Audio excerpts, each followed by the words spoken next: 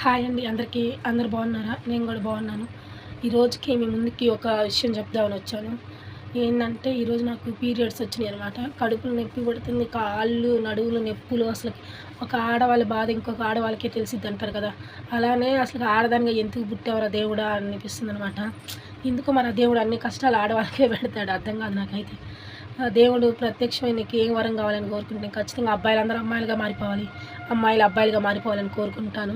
అప్పుడు కానీ మగవాళ్ళకి తెలుస్తుందనమాట, అమ్మాయిలుగా ఉంటే ఎంత కష్టం ఏంటి అని తెలిసిద్ది వాళ్ళకి కూడా.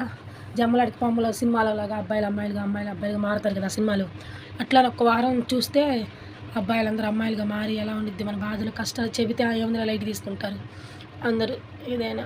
అట్లానే అనిపించింది, మీకేముంది ఖాళీనేగా ఇంట్లో ఉండ 4 పనులు కూడా చేసుకోలేరా అది ఇది అని అంటారు.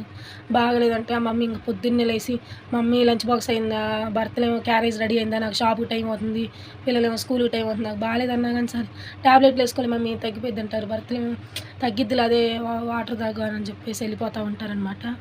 నేను చెప్పేది ఏంటంటే అన్నలకి తమ్ముళ్ళకి భర్తలందరికీ పీరియడ్స్ వచ్చిన ఒక్కరోజైనా నరకంగా ఉండిద్ది. అది అనుభవిస్తున్నాం కాబట్టి మాకు తెలుసు.